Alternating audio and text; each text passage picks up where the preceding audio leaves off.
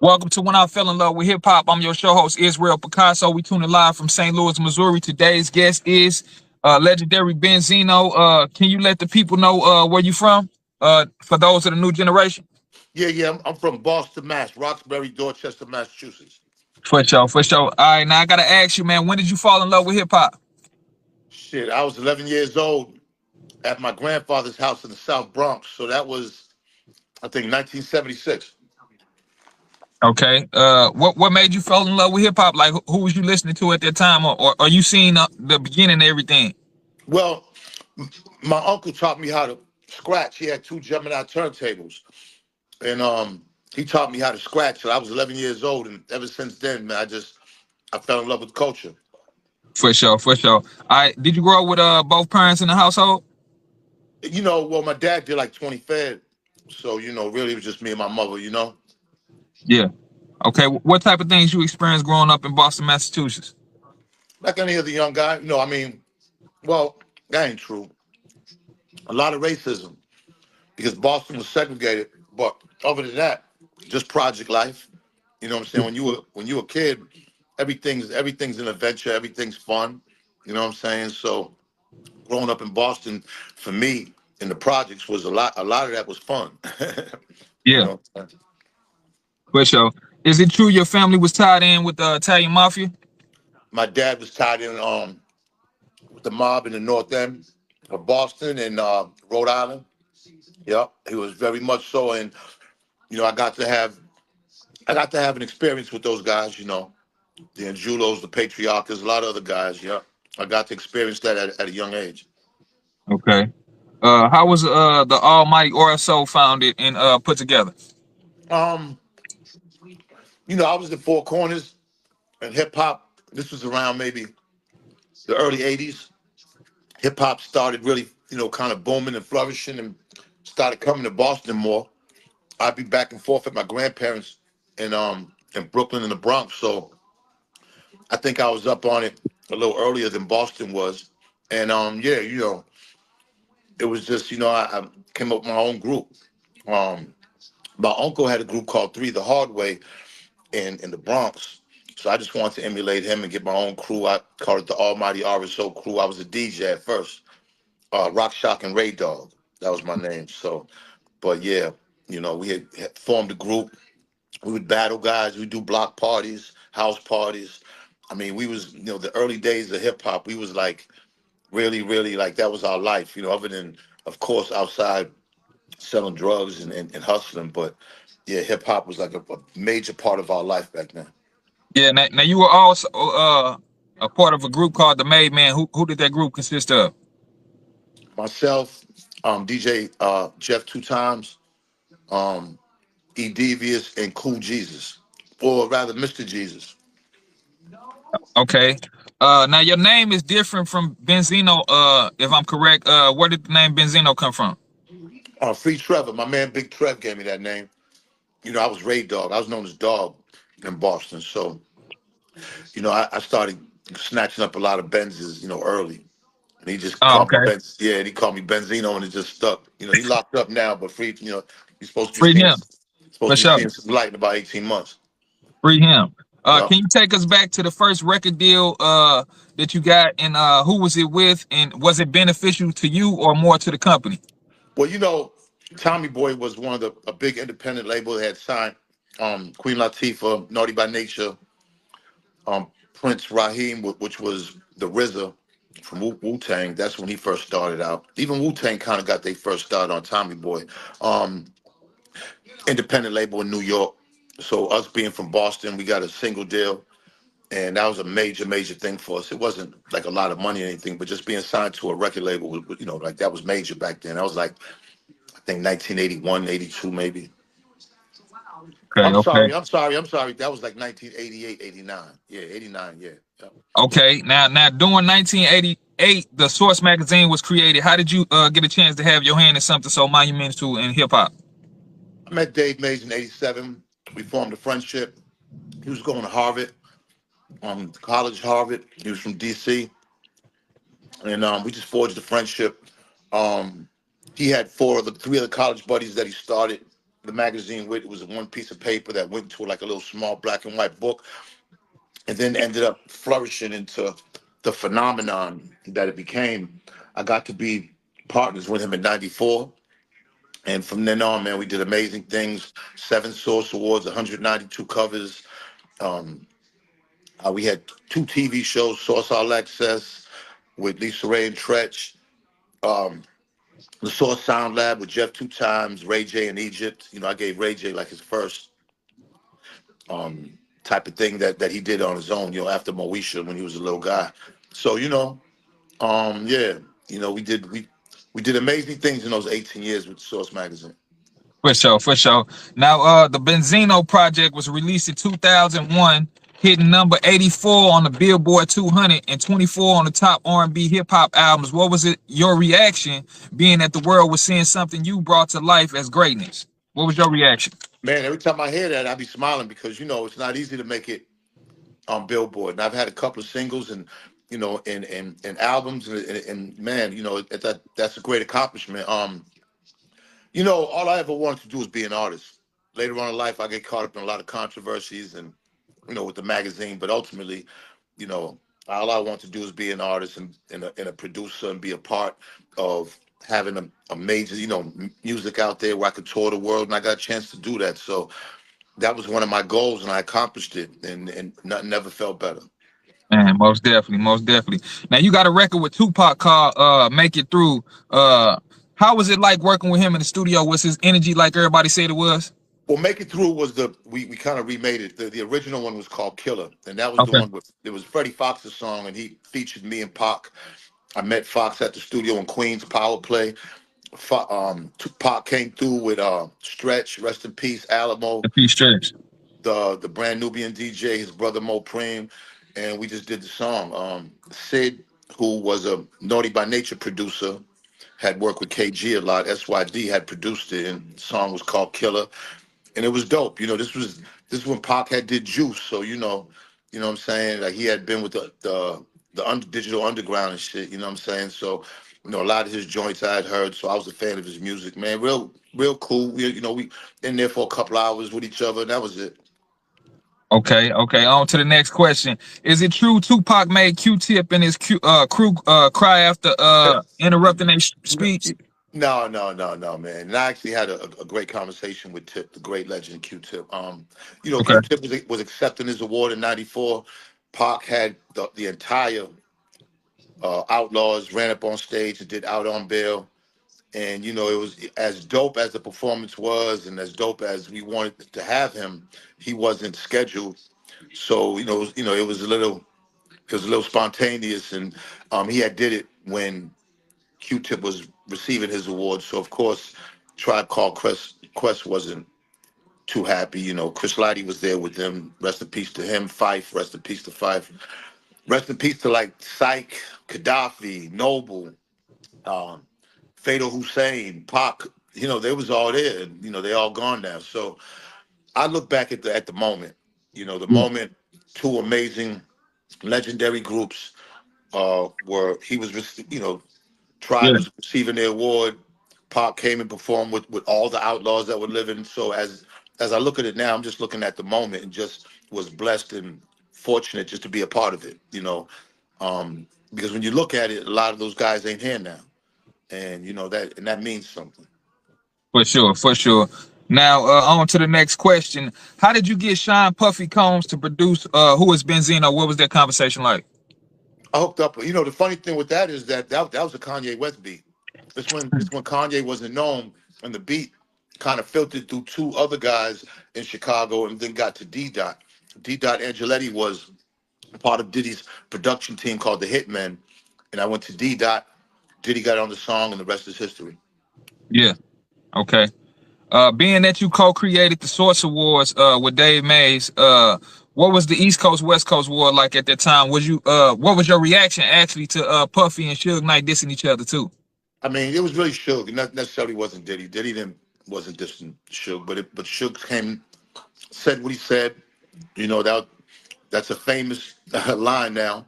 But with me actually producing the show and being there, It was a tense situation because right then and there, I thought it was going to be beef. And, the hip hop gods were with us. And, luckily there was no problems, man. And our second award show made it through the evening and everything was all right. For sure. Do you feel like Snoop was wrong for making peace with the East Coast during the height of the beef? Nah, man, listen, man, any type of peace that somebody makes, you could never be wrong. I mean, Snoop was in a real peculiar situation.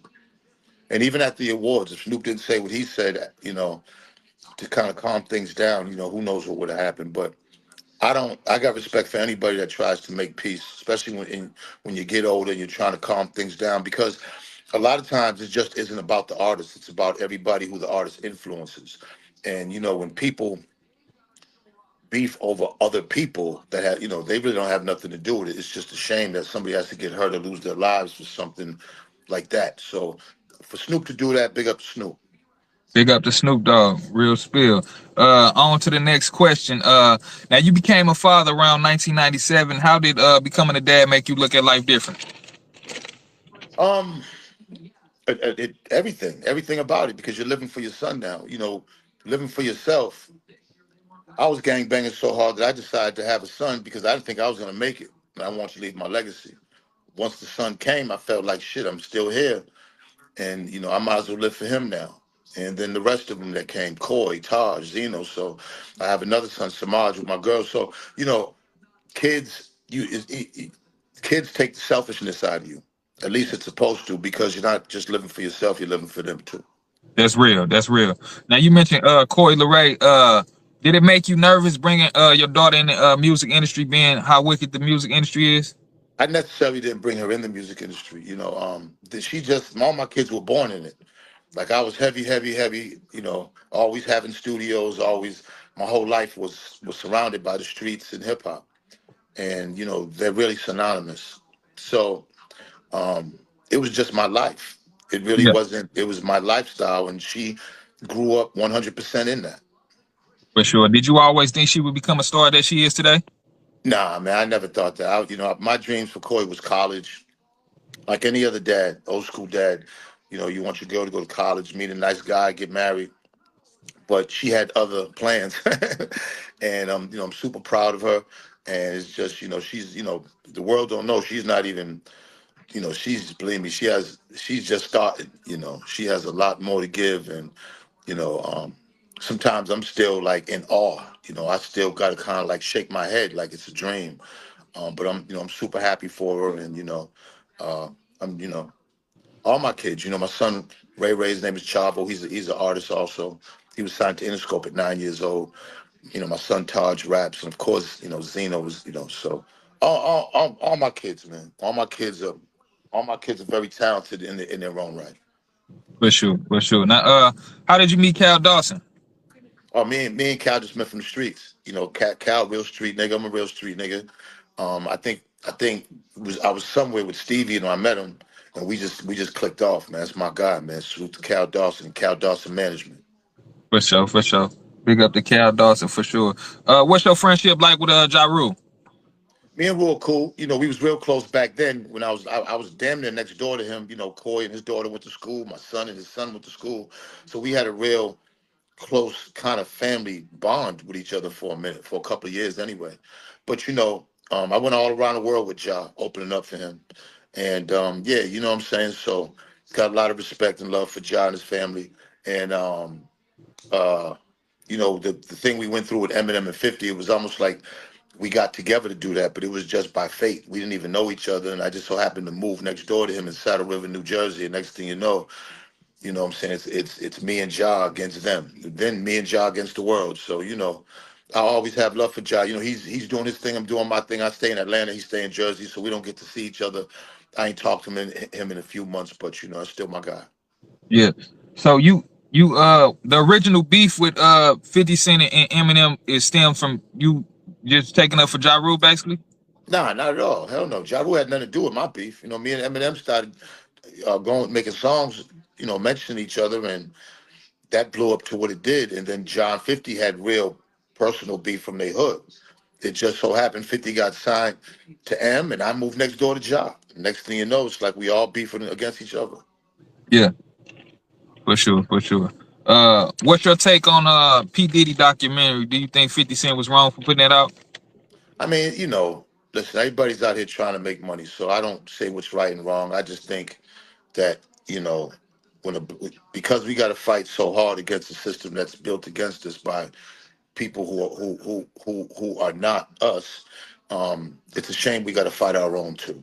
So I'm not with that shit, especially if it's done over jealousy and envy. It ain't like this man did anything to him, and he just comes across like a jealous little girl. Yeah, You know what I'm saying?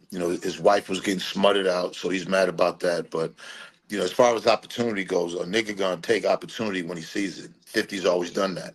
So, but life has a way of turn things around, man. You know what I'm saying? The universe has a real funny way of getting back at a nigga. So, especially if he's not doing the righteous shit. no, that's And, real.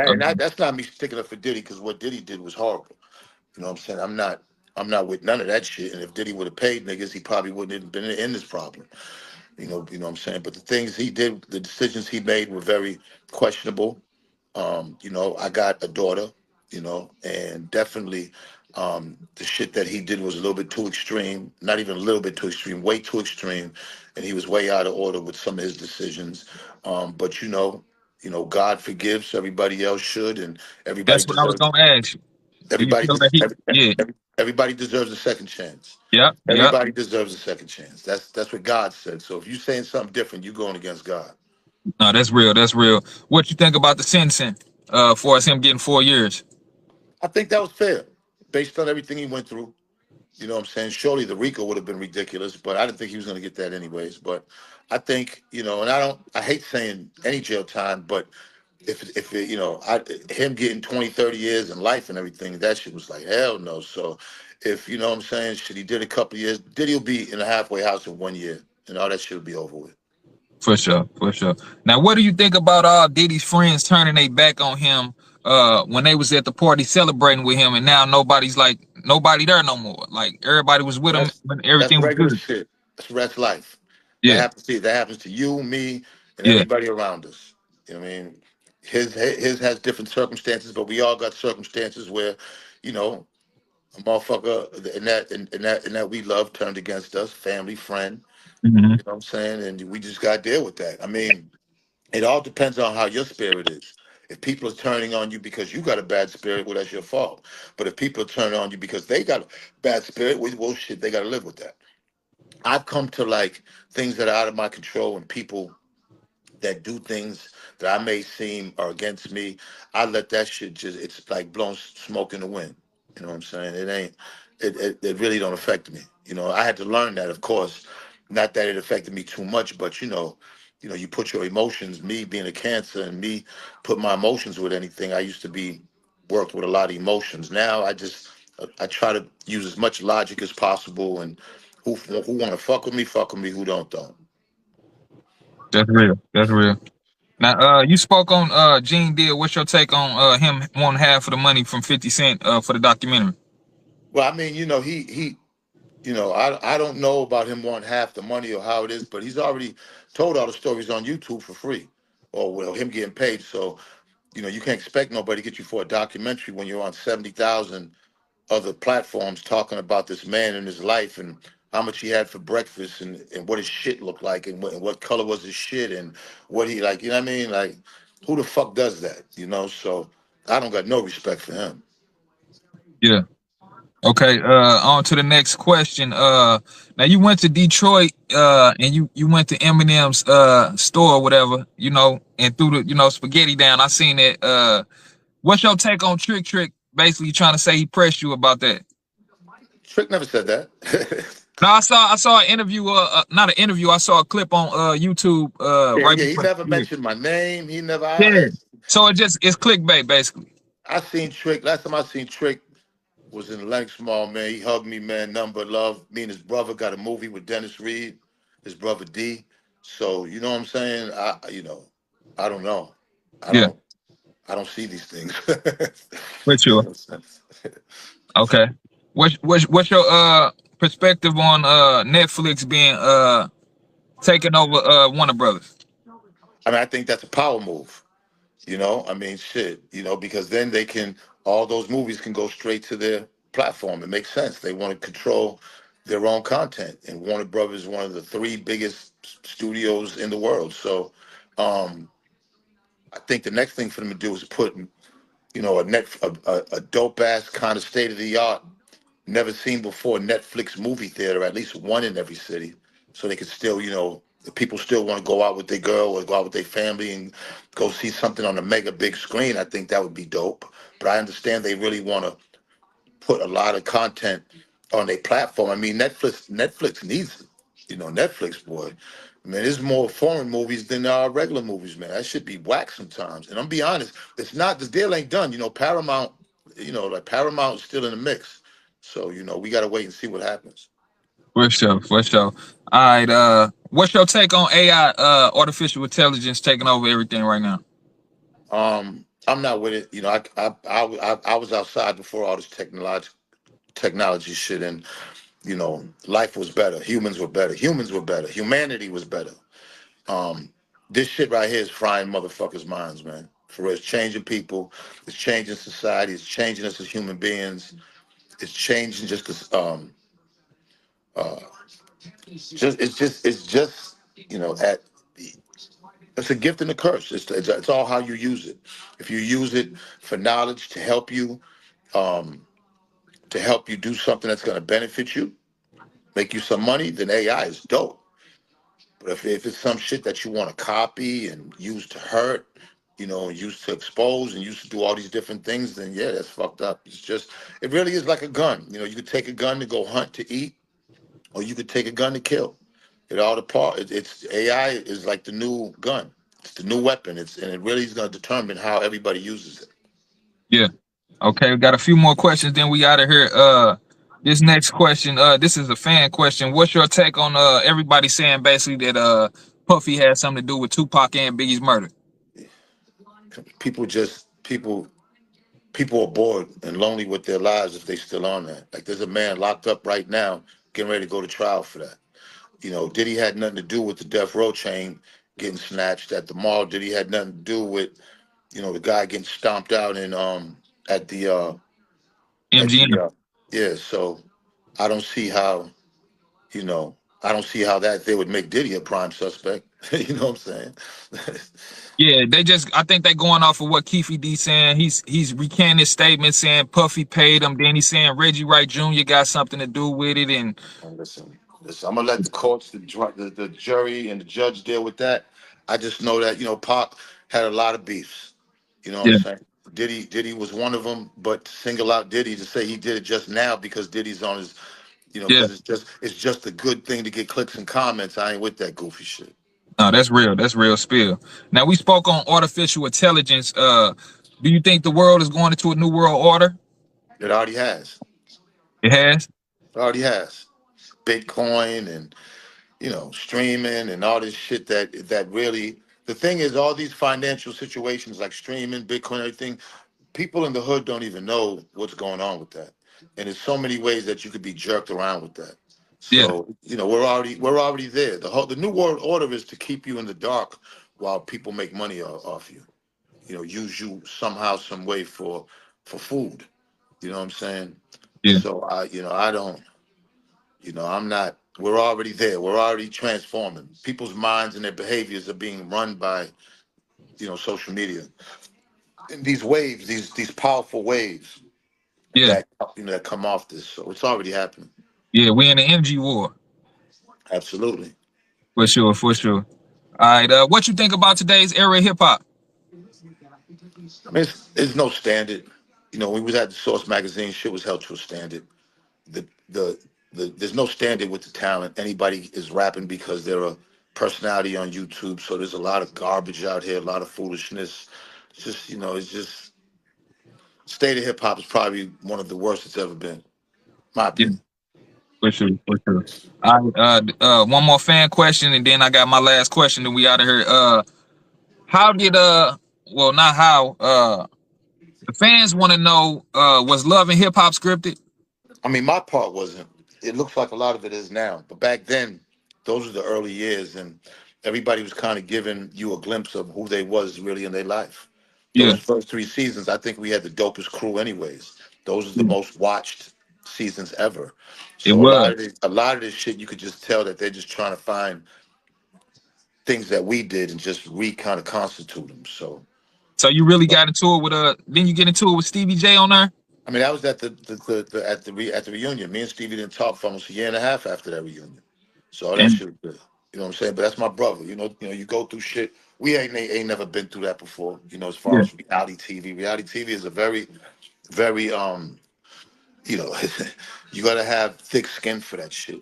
We was like one of the first guys to get on there and do scenes in all reality TV. First young black guys, especially coming from where we came from. So, um, I had some great experiences. I had some not so great experiences, but that's what life. That's what's so dope about the journey of life. Um, and I know, I definitely salute to everybody, Mona Scott and Stephanie. They gave me an opportunity. It changed my life. You know what I'm saying? I mean, it really kind of catapulted me, and yeah, I'm thankful for it. for sure, for sure. Uh, okay. What's your top five favorite orders, if you have any? I don't like to do top five because there's just so many songs and so much music. I'm 60 years old and I've been listening to music for almost 40 something, 50 years. And it's just too many artists to have a top five, man. I mean, the thing about music and being an individual and being different from the 8 billion people on this earth is that your ability to like your own vibes of music. And I listen to all kinds of music at all periods of times. So it's just the injustice to just say five people, man. Yeah, I just love all music, bro. I'm a music historian. And yeah, man, there's a lot of amazing artists that have changed my life listening to their music that have helped me. yeah. So yeah. Okay, okay. What's your message to the youth, man, that might want to follow in your footsteps? You know what? The thing about me is I always was a work. I always worked. Anything I wanted, I worked. I got up and I worked. I didn't make no excuse. Anything I set goals and I worked towards them. I had patience, discipline, and there's a you know you have to kind of be careful of the people around you in the time you're around them. And man, as far as the internet, just don't believe everything you see on it because there's more misinformation than there is information. Yeah, So try to figure out what's real, what's not. Do your research, and man, just have a good spirit, man. Faith in God. Don't be no asshole. You know what I mean? Be a good person. Be a people person. Be approachable. Learn how to network. Learn how to smile. Don't yeah. take everything so serious. Don't be so emotional. You know what I'm saying? Don't look towards violence to settle every single beef that you or disagreement that you come across. And for sure, try to show some loyalty to something and someone. You know. Yeah, that's real. That's real. Now we spoke on mute. This is the last question. We spoke on music. I was going to ask you. Did you get a chance to listen to the music I sent you? Yeah. I like a couple of them joints. You nice. You know what I'm saying? You definitely got bars. Man, I appreciate that. I Definitely appreciate that. got bars. Hell yeah. Nah, you definitely got bars, man. You could tell. You know what I'm saying? A few of them joints are nice, man. Shit, I was impressed. Yeah, yeah. The mixtape dropping January 21st, St. Louis, Jay-Z, a letter to Hove, man. And only reason I did this, I'm letting you know, I'm not trying to be Jay-Z. I'm myself. I'm Israel Picasso. I'm from St. Louis. But since I was 12 years old, they've been comparing me to Jay-Z. I've been hearing. See, look, I heard your shit before we even met, and I knew that. You know what I'm saying? But you can't help your vocal tone and your style. And if you was influenced, at the end of the day, man, shit, that's one of the greatest to ever do it. So that's not a bad thing. You know what I'm saying? Just keep doing your thing and don't give a fuck what anybody say. Just keep doing you. For sure. I appreciate it. With that being said, this is another episode of When I Fell in Love with Hip Hop. I'm your show host, Israel Picasso. We tuning live from St. Louis, Missouri. We got legendary Benzino. You know what I'm saying? Y'all tap in, hit the like button, subscribe to the channel. We help with the algorithm. We out of here. Next time I'm up there, we gonna get some King's Chinese food or Hey, at least fried chicken. hey, for sure. We got to put a show together or something, man. Little showcase. Hell yeah, I would love that. Shout out to my guys, Ronnie Real from Misfit Records. You know what I'm saying? Yeah, He's we doing his still got the thing, the interview, Bottle right? Boys, you know what I'm saying? Hell yeah. For sure, Yeah, for sure. definitely, Yeah, yeah. definitely. We should, when I fell in love with do it when I fell in love with hip hop, slash, whatever, man, make it happen. Yeah, and my man Mega too. He's down in KC, but he's from the Lou. Shout out to everybody, man. Chinky's uncle, man, Gotti, you know what I'm saying? Everybody up there, man. You know what I'm saying? Like Guys You up in said Walnut Chingy? Park. Chinky and his uncle, yeah, for sure. Shout out Yep. Chingy. Yeah, I interviewed Chingy, man. Shout out Chingy. He from Walnut Park too. Walnut Park. Yeah, I was up there kicking it with him one time. So, um, yeah, man, Gates Barbecue, man. That's all I be. That's probably my favorite barbecue spot in the whole country. Yeah. Okay. I love that shit. That's love. Y'all heard Benzino shouting out St. Louis, man. That's love and respect right there. So we finna get out of here. Peace and love. Love, brother.